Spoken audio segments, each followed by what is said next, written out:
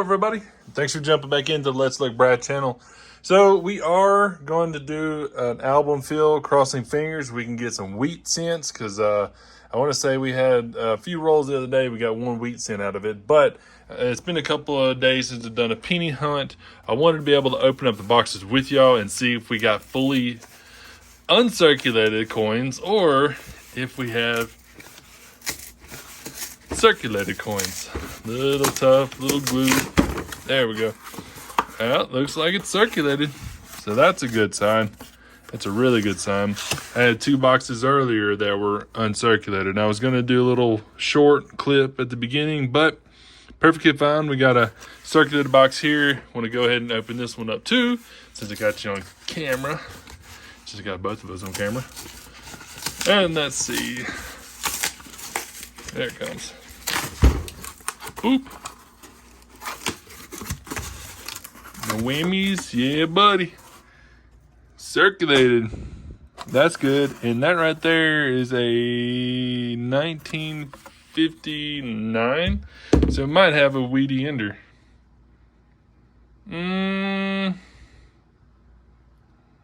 58, 59. Oldie. Nice to see. Let's go and jump into it. I'm going to go ahead and start on this box here. Knock it out. Crossing fingers. We get something. I've been just plucking away at the box. We got 11, 12 rolls left in there.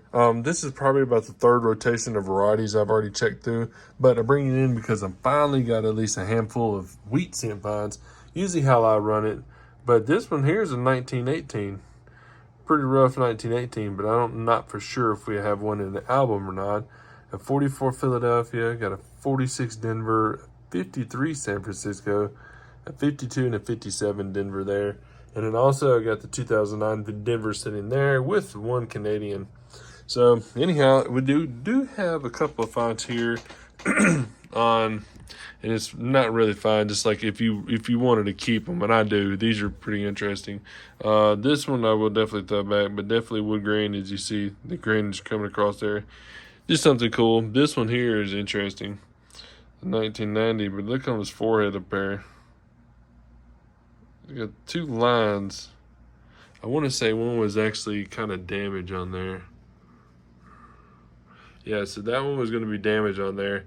And then I just pulled it over here and looked at the front, and he's got a huge planchet blister going all the way through his head, all the way to the other rim over there. So that's pretty interesting.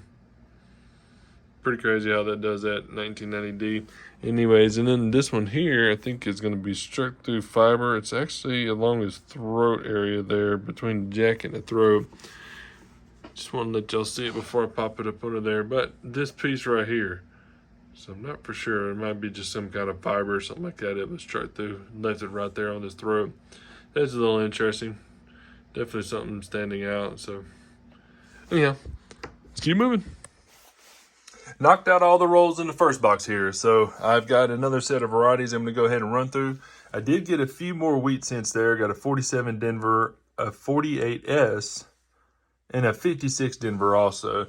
And for those who are wondering what a metal detecting coin is, this would be definitely a metal detecting coin. Now, if you get these pennies in the ground, they stay in the ground for a long time. They start to build up a lot of the iron build up around the head, around the lips there you see. Big chunk here. Definitely a metal detecting coin for sure. Pretty crazy. But those won't go to the machine at all. And plus, when you go to some banks, I've been to probably a handful of them, they actually just throw these away. So, pretty wild. I started working on roll, I guess it was 15 here. I actually got, the last roll I had was 15. But anyways, I actually got 4 wheat cents out of those 2 rolls. One was an ender. We did pull a 1938S, which is pretty nice. We got a 47, 47D, 48D, a 48S there, and an ender there that was a 1955. I honestly didn't see it out of that last roll. Got a 52S, that's a nice date there, and then a 53 and a 56 Denver. Like I said, I probably went through 2 different rotation of varieties. I do have a couple of just oddities here. This right here is actually a really nice 73D, but on the reverse there, you can see it's got a pretty heavy, I mean, really heavy, what would be a die clash, I would guess. I mean, that's pretty chunky. You can easily see it, and it peeks down to the bottom side of the steps there. But too, like it was almost pulled, like the way this is crimped up here. So it's pretty wild. But it's nice coin, really nice coin. And then this one right here is just it's just out of random, just an example, 88 there, but just the abrasion marks that are all over this. Look at that, heavy on the back there, across the shoulder. Flip over to the reverse. It's just really heavy through there. That's pretty cool.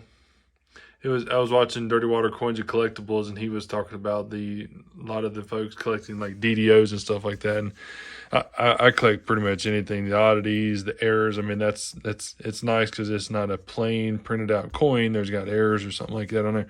But that's cool. That might go back in the bag because I think I've got actually 2 or 3 of them stowed away. But let's keep moving. We finished out box number 2, and I've already went through all the varieties in here. Actually, I had like 5 sets of varieties come out of this box. I didn't really pick up any varieties except for the ones that we did have on there, the minor die clash we had here, just the abrasion marks that are on here, but we'll put them back under the scope a little later. And like I say, we got some more wheat cents. We already had a few of these on the 3rd row there. We come over here to the 57Ds that we picked up. We picked up a 1958 Philadelphia, so you would definitely want to make sure to look at that DDO if you have one.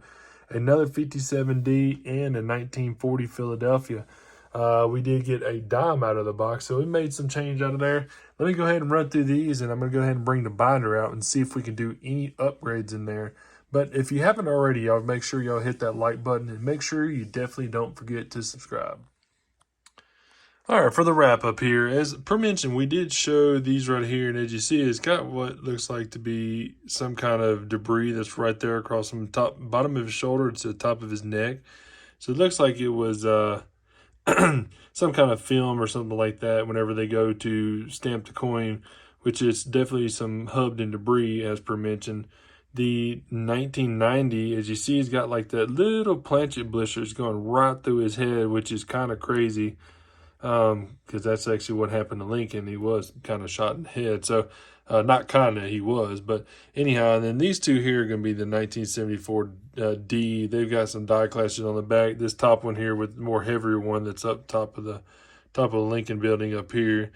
But then we got, almost dropped it. Then we got a 1988, and that's the one with the heavier abrasions on there. Just left it there, forgot to throw it in the bag. But we do have our wheat cent set up, and these are all going to be from the Philadelphia up top, Denver in the middle, and San Francisco at the bottom. We do got several San Franciscos there. Start over here from the 1918, move over to the 1938S, which was really nice to find that one there. 40 and 44 there, Philadelphia, and move over into a really crusted up 44S. Got some 46s, 47s, 48s. Move down the line to 52, 53, 53S too. You got 55, 56, and 57 Denvers, and that 58. Did, like I say, check for all the varieties or anything in there. I didn't see any varieties in here, but the 57D that we have here is definitely going to be an upgrader compared to the one we have in the album. And now I did check for the 1918. This 1918 here has got just a little bit more meat on it compared to the one we just found. She's got some more hairline, a little bit of the ear there and stuff. And this one's pretty flush and flat, as you see. But it's a 1918 all in all. Really cool to find out the rolls. And then move over here to the 1938S. And we flip over to the binder here to our 38S that we have in here. It's a little more red condition. It's got a little more hairline, a little more, as per se, just meatier. And this one here is a little more flat, a little dirtier. The reverse is pretty beat up too. So going to hold off and leave the one we have in there. And yeah, so I did check everything just to see if we need any upgrades. And that 57 is going to be the one that upgrades in the album here. Flip it over here. Reason being, because that 57D we have, it's a brown one. And it's got a little details, really nice details on it, but definitely the red version of it, shinier, and like I say, got a lot more details to it. But anyhow, I hope y'all folks liked the video. It is running a little late in the week here and didn't have very much time to go through to get to some banks. A lot of work cutting in and out. So, you know, bobbing and weaving, trying to get to a bank and then trying to get back out to work, stuff like that. But anyhow, I hope y'all liked the video. Yet again, y'all make sure y'all subscribe, hit that like button or the thumbs up button. Make sure to drop me a comment if you need to, if you need any questions, or if you want to see a certain video that I can put together and bring to you. Yet again, y'all have a fantastic Sunday, and we'll talk to y'all in the next video.